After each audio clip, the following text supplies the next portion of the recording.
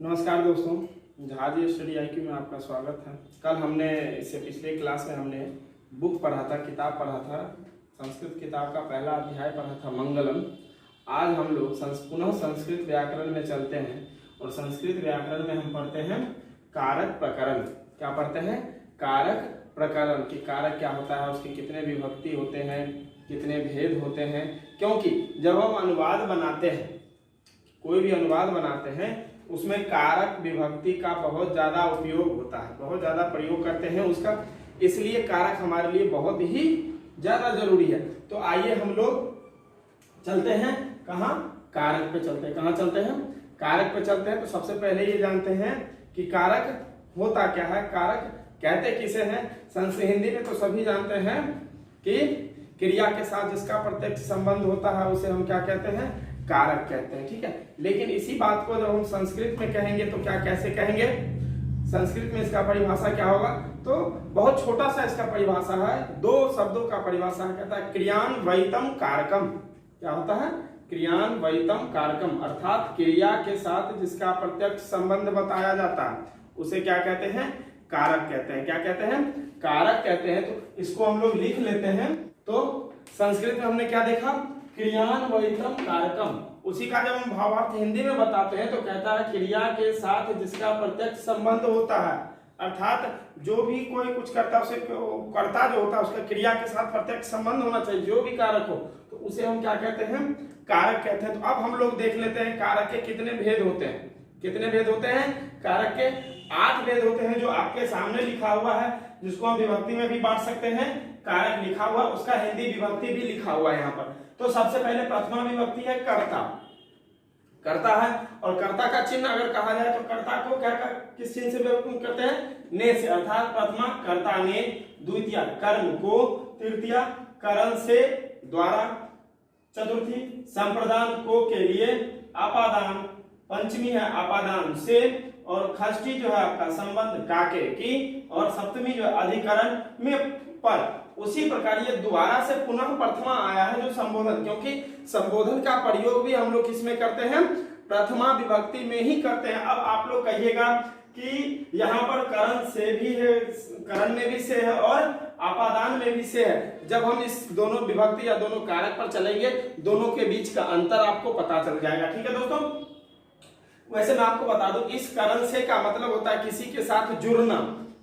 जब हम कोई काम करते हैं जो हमारे काम करने में बहुत ज्यादा हमारी मदद करता है, उसमें हम करण का अर्थात विभक्ति का प्रयोग करते हैं। यदि हम किसी चीज से दूर होते हैं या कोई हमसे दूर होता है, उसमें हम पंचमी अर्थात आपादान कारक का प्रयोग करते हैं, अर्थात पंचमी विभक्ति का प्रयोग करते हैं। ठीक है दोस्तों, तो अब हम लोग चलते हैं कारक के भेदों पर।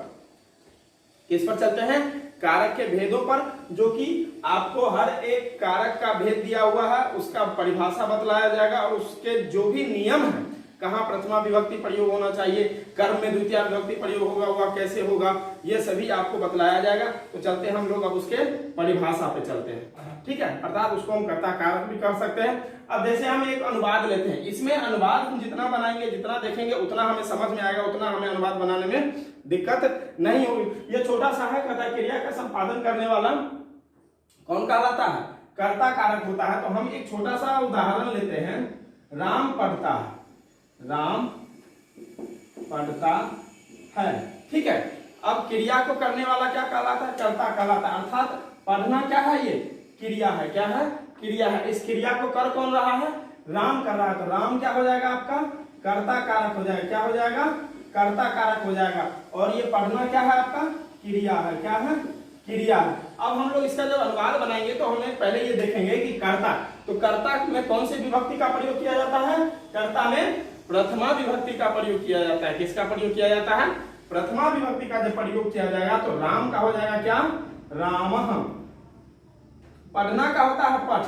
ठीक है, और हम जब धातु रूप पढ़े थे तो उसमें मैंने बताया था कि इसमें लकार का भी प्रयोग होता है। तो राम अर्थात प्रथम पुरुष, कर्ता है, प्रथमा विभक्ति है, प्रथम पुरुष भी है। तो प्रथम पुरुष के साथ क्या लगाते हैं हम?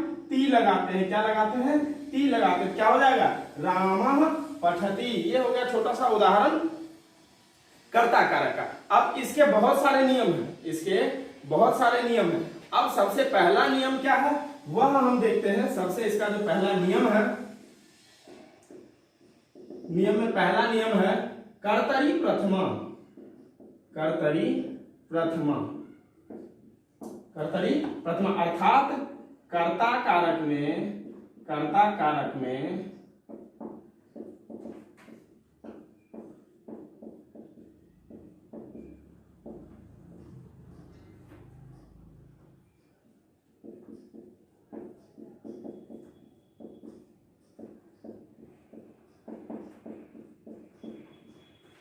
क्या है पहला नियम? कर्तरी प्रथमा अर्थात कर्ता कारक में हम प्रथमा विभक्ति का प्रयोग करते हैं। कौन से विभक्ति का प्रयोग करते हैं?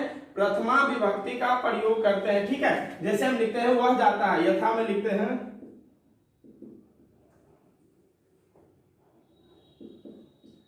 राम खाता है। राम खाता, ये है इसका उदाहरण। तो सेम इसी प्रकार है, जैसे हमने कारक कर्ता में ये उदाहरण दिया, सेम इसी प्रकार है, क्योंकि राम है खाने वाला अर्थात ये है कर्ता, तो इसका क्या हो जाएगा? राम है। खाना क्या है? क्रिया है।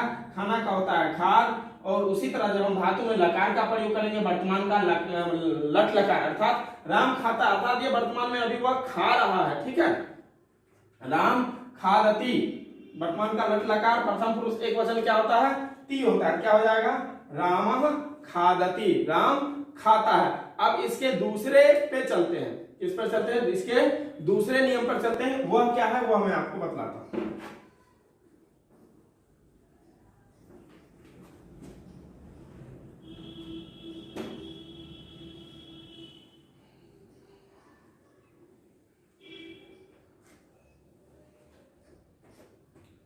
इसका जो दूसरा नियम है वह कहता है अभिधेय मात्रे प्रथमा।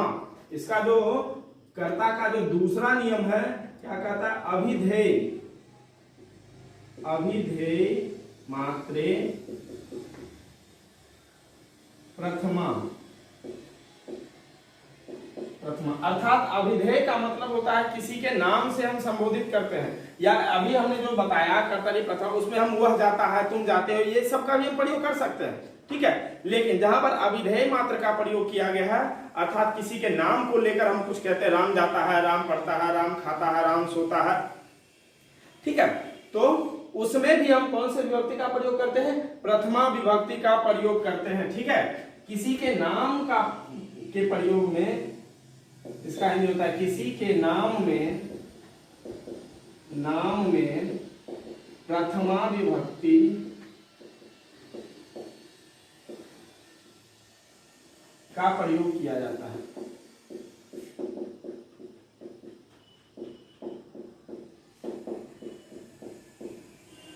अभिधेय मात्रे प्रथमा अर्थात जहां पर किसी के नाम का प्रयोग होगा वहां हम कौन सी विभक्ति का प्रयोग करेंगे?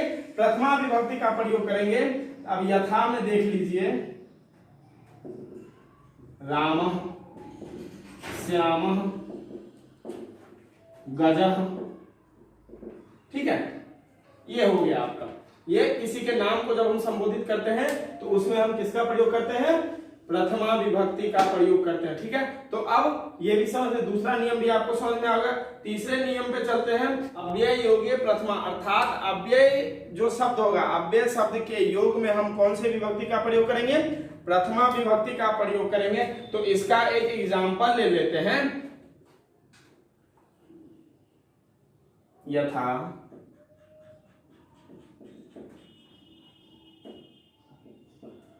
मोहनः इति सखा अस्ति। मोहनः इति सखा अस्ति। अब देखिए, अव्यय योग से पहले यह जो इति है या अव्यय है, तो इससे पहले का जो शब्द होगा अर्थात मोहन, ये इसमें भी अव्यय का प्रयोग किया जाता है। तो फिर इसमें हम कौन सी विभक्ति का प्रयोग करेंगे? प्रथमा विभक्ति का प्रयोग करेंगे। किसमें करेंगे हम? कौन सी विभक्ति का? तो अव्यय शब्दों के योग में हम प्रथमा विभक्ति का प्रयोग करते हैं। अब हम चलते हैं इसके चौथे नियम पर। संबोधन कारक में भी हम कौन सी विभक्ति का प्रयोग करते हैं? प्रथमा विभक्ति का प्रयोग करते हैं। अब हम इसमें देख लीजिए, हम चलते हैं, इसका जो हम अनुवाद बनाते हैं, यथा लिखते हैं,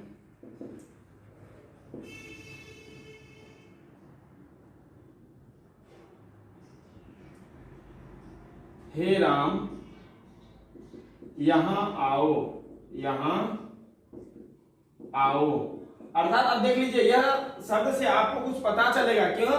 क्या कहता है? हे राम यहाँ आओ, अर्थात उसको आज्ञा दिया जा रहा है। क्या दिया जा रहा है? आज्ञा दिया जा रहा है कि वह यहाँ आए। तो आज्ञा में हम कौन सा लकार का प्रयोग करते हैं? लोट लकार का प्रयोग करते हैं। किसका प्रयोग करते हैं? लोट लकार का प्रयोग करते हैं। तो इसका जब हम अनुवाद बनाएंगे, हे राम अत्र, यहाँ का होता है अत्र, और उसमें हम अ का प्रयोग, लास्ट में अ का प्रयोग करते हैं, तो आगच्छ। हे राम अत्र आगच्छ। क्या हो गया? हे राम अत्र आगच्छ। क्योंकि यह आज्ञा दिया जा रहा है, और आज्ञा में हम कौन से लकार का प्रयोग करते हैं? लोट लकार का प्रयोग करते हैं। किसका प्रयोग करते हैं? लोट लकार का प्रयोग करते हैं। ठीक है, तो ये हो गया चौथा नियम। अब हम लोग चलते हैं पांचवें नियम पर। प्रयोजके कर्तरी प्रथमा, अर्थात प्रयोजक कर्ता, अर्थात हमारे काम करने में कोई और है जो हमारी मदद कर रहा है, वो हो गया हमारा प्रयोजक। हम जो काम कर रहे हैं वह काम करने में हमारी कोई और मदद कर रहा है। ठीक है, वह हो गया प्रयोजक। अर्थात तो प्रयोजक कर्ता में भी हम कौन से विभक्ति का प्रयोग करते हैं? प्रथमा विभक्ति का प्रयोग करते हैं। प्रयोजक कर्ता में कौन से विभक्ति का प्रयोग किया जाता है? प्रथमा विभक्ति का प्रयोग किया जाता है। कौन से विभक्ति का प्रयोग किया जाता है? प्रथमा विभक्ति का प्रयोग किया, इसलिए कहा जाता है प्रयोजके कर्तरी प्रथमा। अब इसका हम अनुवाद लेते हैं। यथा पिता पुत्र को मेघ दिखाता है। पिता पुत्र को मेघ दिखाता है। ठीक है, पिता पुत्र को मेघ दिखाता है। अब पुत्र तो मेघ देख ही रहा है। पुत्र, यहां देखिए, पुत्र मेघ को देख कौन रहा है? पुत्र देख रहा है, ना कि पिता देख रहा है। ध्यान देने योग्य बात यह है, पिता नहीं देख रहा है, मेघ देख कौन रहा है? पुत्र देख रहा है। लेकिन दिखा कौन रहा है? पिता दिखा रहा है। अर्थात पुत्र को मेघ दिखाने का प्रयोजक कौन बने हैं? पिताजी बने हैं। तो इसमें हम अब पुत्र में लगाएंगे प्रथमा या पिता में लगाएंगे प्रथमा?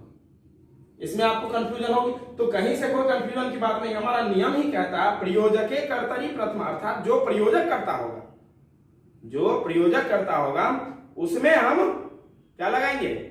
प्रथमा विभक्ति का प्रयोग करेंगे। इसका हम लिखते हैं पिता पुत्र मेघम दर्शयति। दर्शयति।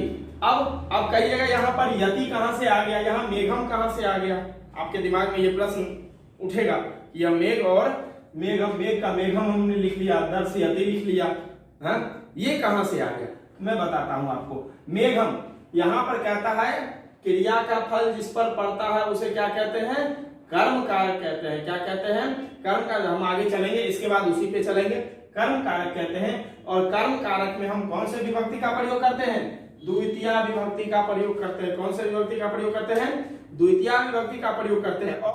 और इसके अलावा हमने कहा दर्शयति। अब ये कर्तृवाच्य में है, ये हम वाच्य भी पढ़ेंगे आगे।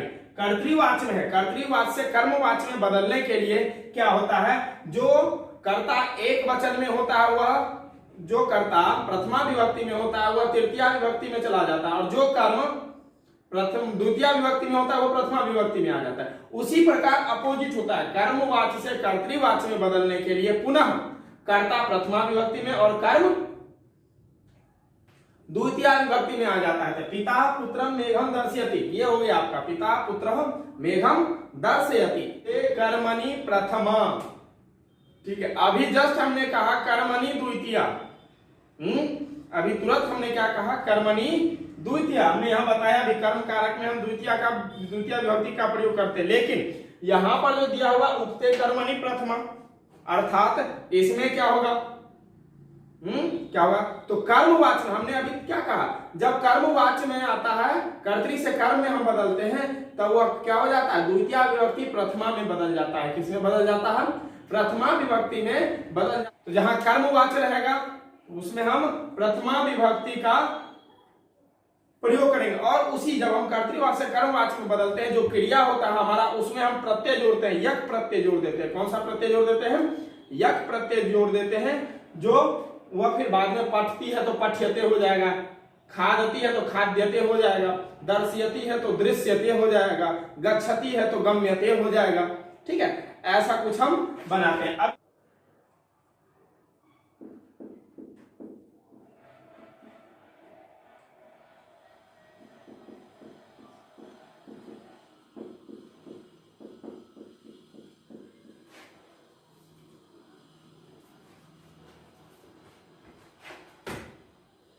मेरा अनुवाद है, मुझसे कृष्ण देखा जाता है। मुझसे, मैंने, देख लीजिए यहाँ पर क्या है, ये नहीं है मैं कृष्ण देखता हूं, नहीं है, क्या है, मुझसे कृष्ण देखा जाता है।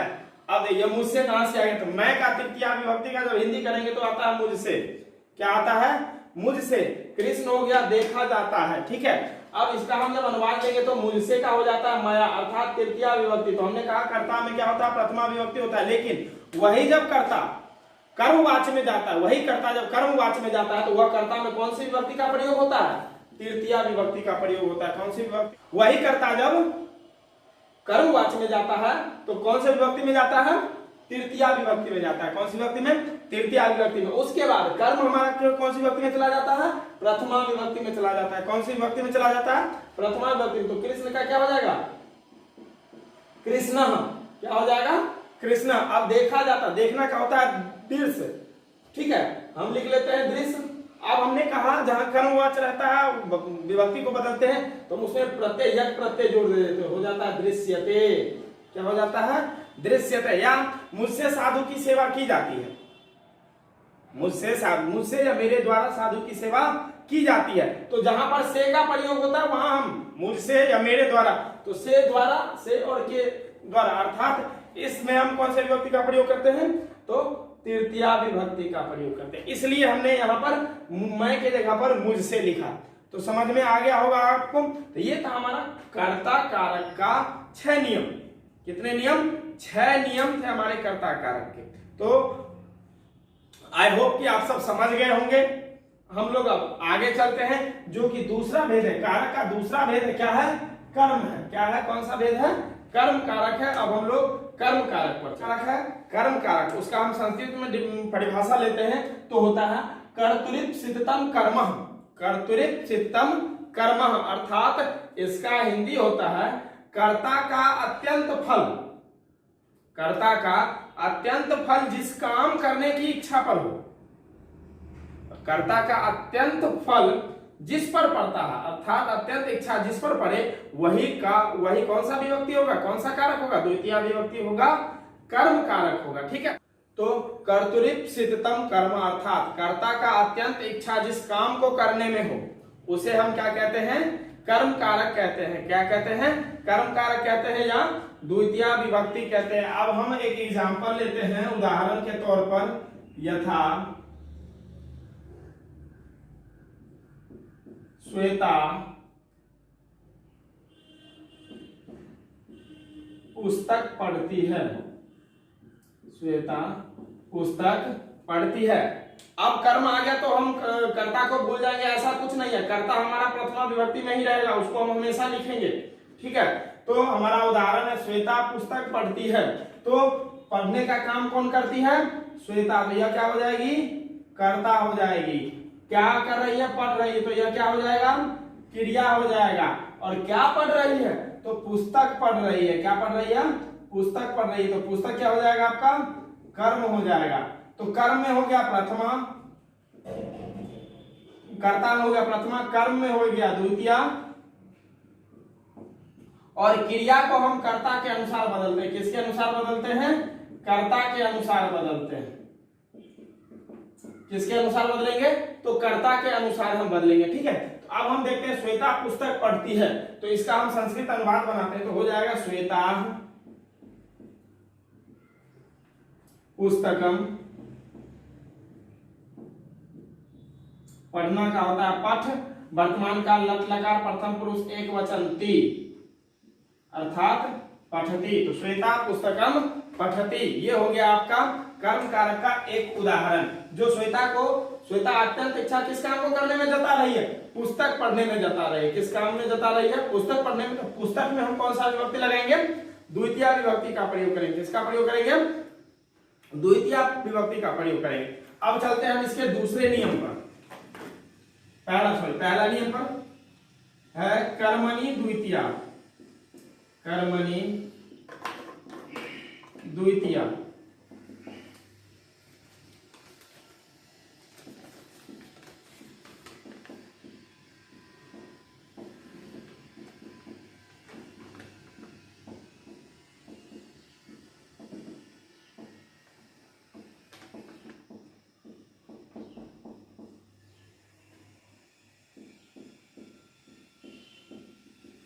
कर्मणि द्वितीय अर्थात कर्म कारक कहा जाता है। कर्मणि द्वितीय अर्थात कर्म कारक में हम कौन से विभक्ति का प्रयोग करते हैं? द्वितीय विभक्ति का प्रयोग करते हैं। कौन से विभक्ति का प्रयोग करेंगे?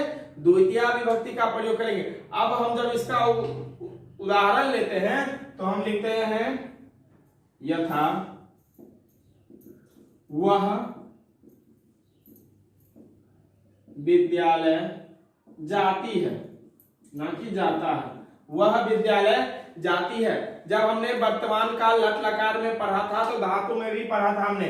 सह वह पुल्लिंग के लिए, सा का मतलब वह होता है स्त्रीलिंग के लिए, अर्थात जाती है तो स्त्री स्वाभाविक का स्त्रीलिंग होगा।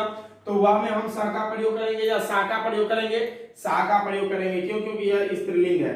सा हो गया वर्तमान विभक्ति प्रथम पुरुष एक वचन, वर्तमान काल लट लकार।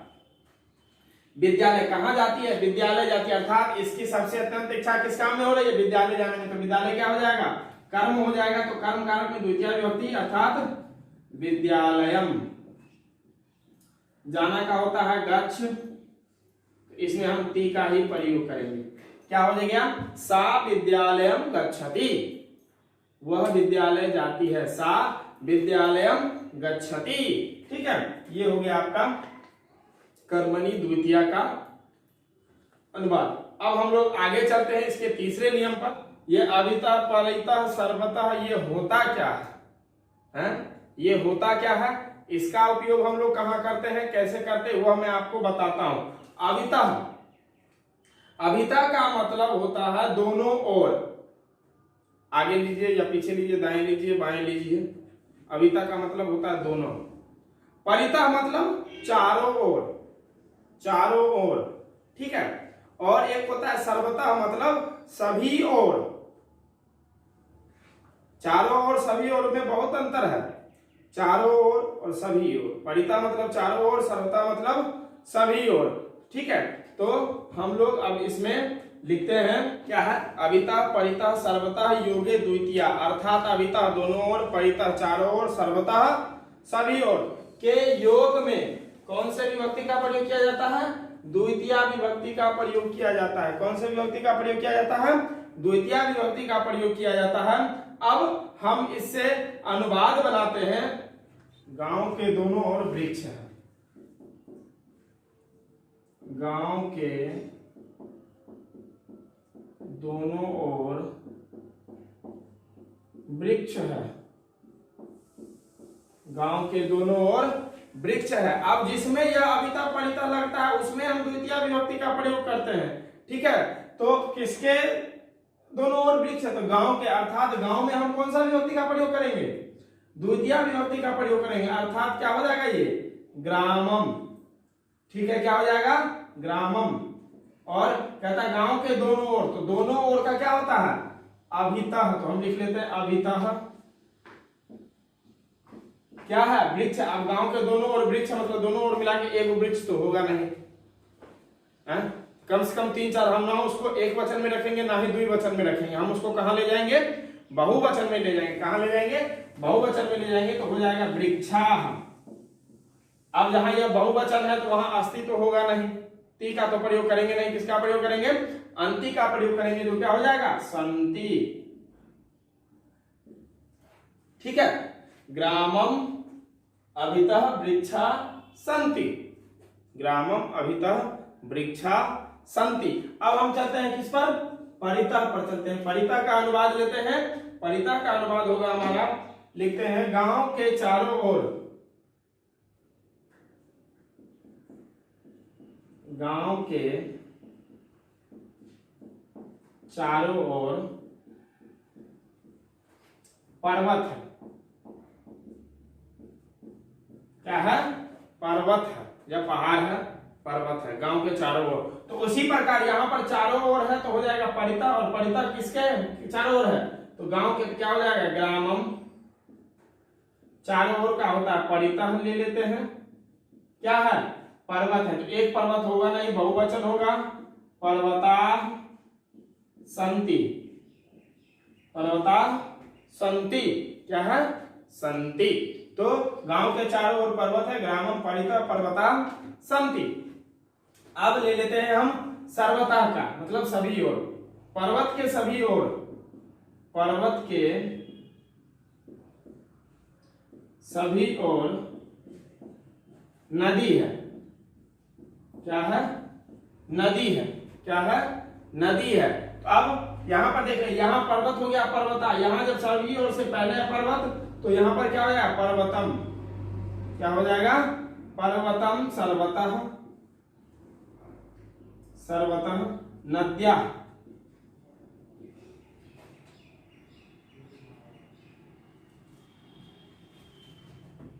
नद्यः अस्ति, नद्यः अस्ति। गांव के सभी ओर नदी है, अर्थात एक ही नदी। आप तो एक गांव है तो उसमें तो 75 गो नदी तो बहेगा नहीं, 5 गो नदी तो बहेगा नहीं, एक ही नदी बहेगी, इसलिए हम एक वचन का ही प्रयोग करते हैं। तो पर्वतम सर्वतः नद्यः अस्ति, ठीक है। ये हो गया आपका अभिता परिता सर्वतः योगे द्वितीया। इसका प्रयोग हमने देख लिया, इसका अनुवाद भी हमने देख लिया। आई होप आप लोग समझ गए होंगे। अब हम लोग आगे चलते हैं। लिखा हुआ है तीसरा नियम है कथा प्रत्यनु धिंग निक्सा अंतरांतरेण यावद भी, अर्थात अब इस सब में अलग अलग शब्द है, अलग अलग शब्द। अब वह अलग अलग शब्द क्या है वो मैं आपको देखिए, प्रत्यनु धिंग निक्सा अंतरांतरेण यावद भी, अब इस सब में अलग अलग शब्द है। प्रत्यय अर्थात इसमें से हम अगर यक प्रत्यय निकाल देते हैं तो ये हो जाता है प्रति, उसके बाद बच जाता है यहाँ अनु, अनु लिख दिया हमने। उसके बाद धिंग, धिंग में से पांचवा वर्ण निकाल लेते हैं, बच जाता है अंगों की जगह पर आ जाएगा पहला वर्ण क, तो हो जाता है धिक। उसके बाद है निक्सा, उसके बाद है अंतरा, उसके बाद है अंतरेण, उसके बाद है यावत। तो अब देखिए, प्रति का मतलब होता है और, अनु का मतलब होता है पीछे, धिक का मतलब धिक्कार, निक्सा का निकट, अंतरा का बीच में, अंतरेण मतलब बिना, यावत मतलब तक, ठीक है। यावत मतलब तक। अब हम इस सब से क्या बनाएंगे? अनुवाद बनाएंगे। क्या बनाएंगे? अनुवाद बनाते हैं, ठीक है। अब अनुवाद की ओर चलते हैं। कहता है बच्चे की ओर जाओ, बच्चे की ओर जाओ, बच्चे की ओर जाओ, ठीक है। चलिए अब हम लोग चलते हैं इस सब के अनुवाद पर। तो सबसे पहले है प्रति, मतलब ओर। कहता है बच्चे की ओर जाओ, किसकी ओर जाना है? आज्ञा दे रहा है बच्चे की ओर जाओ। बच्चे का हो जाता है शिशु, अर्थात इसमें हम द्वितीय विभक्ति का प्रयोग करेंगे, शिशुम प्रति गच्छ, ठीक है। उसके बाद चलते हैं हम अनु, अर्थात पीछे। कहता है राम के पीछे लक्ष्मण गए, राम के पीछे लक्ष्मण गए, रामम अनुगतः लक्ष्मण। अब अनुगतः दोनों एक साथ क्यों? क्योंकि अनुवाद हमें लिखने में भी और बोलने में भी सही और शुद्ध लगता है, ठीक है। रामम अनुगतः लक्ष्मण, या हम अनुगतः को बाद में भी लिख सकते हैं, कोई दिक्कत नहीं होगा। रामम अनु लक्ष्मण गतः लिख सकते हैं, कोई दिक्कत नहीं होगा। उसके बाद है पापी धिक्कार है, अभक्त मतलब होता है पापी, ठीक है। कहता है धिक अभक्तम, ठीक है।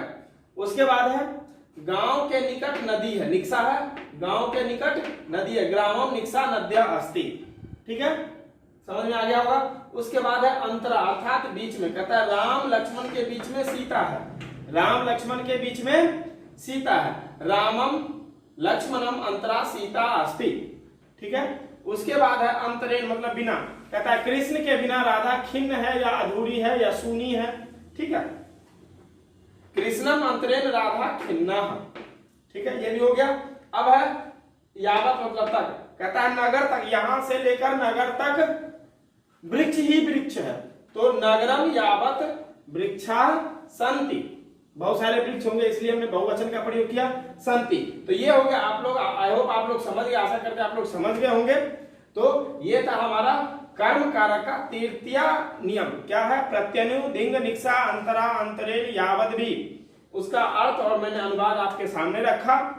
आशा आप लोग समझ गए होंगे। अब हम लोग चलते हैं इससे आगे, चौथा नियम पे हम चलते हैं। तो चौथा नियम है आपका, कहता है अधि सिंह अस्थासाम कर्म, अर्थात अधि उपसर्ग के रहने पर, अधि उपसर्ग के रहने पर सी अस्था और आस धातुओं के योग में हम कौन से विभक्ति का प्रयोग करते हैं?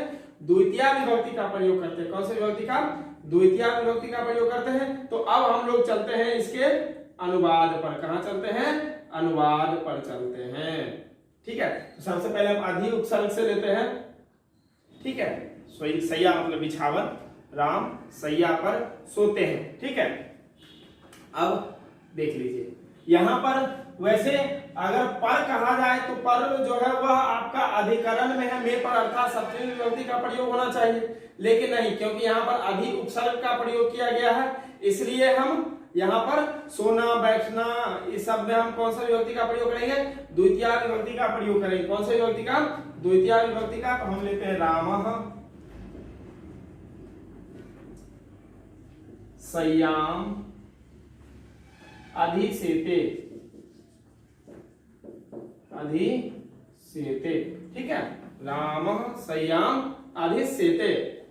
ठीक है, अब ये हो गया। अब क्या है? सी आस्था और आस धातुओं के योग में। ठीक है, अब सी हो गया, अब हम आस्था लेते हैं। आस्था मतलब स्थापित बैठना। ठीक है, इसमें है वह घर में बैठी है, वह घर में बैठी है। बैठी अर्थात स्त्रीलिंग, वह का क्या हो जाएगा? सा। घर का हो जाता है गृह अर्थात गृहम। अब बैठी है, बैठा का होता तिष्ठति, और विसति भी हम कर सकते हैं, तो इसके पीछे लगा देते हैं अधि तिष्ठति, अधि तिष्ठति अर्थात वह घर में बैठे। इस सभी में हमें सप्तमी विभक्ति का प्रयोग करना चाहिए, लेकिन नहीं, यहां पर अधि उपसर्ग लगाया गया है, इसलिए हम लोग यहां पर द्वितीय विभक्ति का प्रयोग करते हैं। समझ में आया? ये हो गया आपका चौथा नियम। ठीक है, अब हम चलते हैं पांचवें नियम पर। देख लीजिए, पांचवा नियम जो है कहता है कृत द्रुहो रूप सृष्टयो कर्म, अर्थात विभक्ति का प्रयोग करते हैं। अब इसका अनुवाद भी हम देख लेते हैं। तो हमने पांचवा नियम क्या है हमारा? कृत द्रुहो रूप सृष्टयो कर्म, अर्थात क्रुद्ध और द्रुह, क्रुद्ध और द्रुह क्रियाओं में अगर सोपसर्गक हो, सोपसर्गक मतलब उपसर्ग हो, तो द्वितीय विभक्ति, वहीं पर अगर उपसर्ग रहित हो या ना हो तो उसमें हम चतुर्थी विभक्ति का प्रयोग करते हैं। अब जैसे देख लीजिए, मालिक नौकर पर क्रोध करता है, पर है अर्थात उपसर्ग लगा हुआ है, पर है अर्थात उपसर्ग लगा हुआ है। प्रभु भृत्यम अभिक्रुध्यति, इसमें द्वितीय विभक्ति क्योंकि इसमें उपसर्ग लगा हुआ है। प्रभु भृत्यम अभिक्रुध्यति, यहीं पर जब हम नहीं रहेगा तब हम क्या कहेंगे? चतुर्थी विभक्ति का प्रयोग करेंगे, प्रभु। चतुर्थी, ये है आपका द्वितीय विभक्ति। अब चतुर्थी विभक्ति प्रभु, चतुर्थी विभक्ति में भृत्यम के जगह पर हो जाता है भृत्याय, भृत्याय। क्रुध्यति क्या हो जाएगा? क्रुध्यति, क्रुध्यति। चतुर्थी विभक्ति क्या हो जाएगा? चतुर्थी विभक्ति हो जाएगा प्रभु भृत्याय क्रुध्यति, और द्वितीय विभक्ति प्रभु भृत्यम अभिक्रुध्यति या अभिद्रोह्यति, ये हो जाएगा। ठीक है, तो ये इसमें हम द्वितीय विभक्ति और चतुर्थी विभक्ति में हमें यही अंतर समझना है कि एक में उपसर्ग हो और चतुर्थी विभक्ति में ना हो। ठीक है, तो ये हो गया हमारा पांचवा नियम। अब हम चलते हैं छठे नियम पर। इसके क्रिया विशेषण द्वितीय, अर्थात क्रिया विशेषण में द्वितीय विभक्ति का प्रयोग किया जाता है। यह है कर्म कारक का छठा नियम, क्रिया विशेषण द्वितीय। ठीक है, क्रिया विशेषण में द्वितीय विभक्ति का प्रयोग करते हैं। अब इसका हम उदाहरण लेते हैं। यथा सीता मधुर गाती है, मधुर गाती है। ठीक है, अब इसका क्या हो जाएगा? सीता मधुर, क्रिया विशेषण में द्वितीय विभक्ति का प्रयोग करना है, ना कि जो गाती है उसमें। मधुर का हो जाता है मधुरम, गाती, गायती, ठीक है। सीता मधुरम गायती, सीता मधुर गाती है, ठीक है। ये क्यों? क्योंकि मधुर, सीता गाती है लेकिन कैसा गाती है? तो मधुर गाती है, मीठा गाती है, अर्थात उसकी गाने की विशेषता क्या है? वह मधुर गाती है। ये हो गया आपका छठा नियम। क्रिया विशेषण द्वितीय, क्रिया विशेषण में हम द्वितीय विभक्ति का प्रयोग करते हैं। सीता मधुर गाती है, सीता मधुरम गायती, ठीक है। अब हम चलते हैं इसके 7वें नियम और लास्ट नियम पर। कालाध्वनोर अत्यंत संयोगे द्वितीया, अर्थात काल और मार्गवाची शब्दों में क्रिया का अगर बहुत ही ज्यादा लगाव हो तो उसमें हम कालवाची और मार्गवाची में हम कौन सी विभक्ति का प्रयोग करते हैं? द्वितीय विभक्ति का प्रयोग करते हैं। कौन सी विभक्ति का? द्वितीय विभक्ति का प्रयोग करते हैं। तो अब हम इसका एग्जाम्पल लेते हैं। एक कोष्टक नदी टेढ़ी है, यथा एक कोष्टक नदी, क्या है उदाहरण? एक कोष्टक नदी टेढ़ी है, अर्थात अब देखिए इस दोनों को एक साथ ले लेंगे, क्रोशम, क्रोशम। अब टेढ़ी का होता है कुटिला, कुटिला, क्रोशम कुटिला नद्य अस्ति, क्रोशम कुटिला नद्य अस्ति, ठीक है। या सिर्फ नदी लिखकर हम छोड़ सकते हैं, कोई दिक्कत नहीं। क्रोशम कुटिला नद्य अस्ति, एक कोष्टक नदी, अर्थात मार्गवाची, आ गया मार्गवाची, कोष, एक कोष। मार्ग का प्रयोग, कोष का प्रयोग हम रास्ते में करते हैं। तो क्रोशम कुटिला नद्य अस्ति, एक कोष्टक नदी टेढ़ी है, क्रोशम कुटिला नद्य अस्ति। अब देखिए क्या है? एक मास में व्याकरण पढ़ा, तो मासम व्याकरणम औपठत, मासम एक महीना व्याकरण का, व्याकरणम पढ़ा और पठत, एक मास में व्याकरण पढ़ा। भूतकाल में चले जाइए, में इसमें और पठत, ठीक है। मासम व्याकरणम और पठत, ये हो गया आपका कर्म कारक का 7वां और सबसे लास्ट नियम, जो कि आशा करता आप लोग समझ गए होंगे। अगर इसमें भी अगर समझने में आपको, हमने अभी कर्ता कारक और कर्म कारक पढ़ लिया, कर्ता कारक और कर्म कारक पढ़ लिया, हमने उदाहरण सही देखा, भेद सही देखा। अगर इसमें कहीं से भी आपको कोई दिक्कत आती है तो आप हमारे नीचे कमेंट बॉक्स में कमेंट करें और हम अपने दूसरे क्लास में आपके उस कठिनाइयों को दूर करेंगे। और हाँ, आप हमारे इस चैनल को सब्सक्राइब जरूर करें, लाइक जरूर करें, ताकि हम आप तक निरंतर अपना क्लास वीडियो भेजते रहें। धन्यवाद।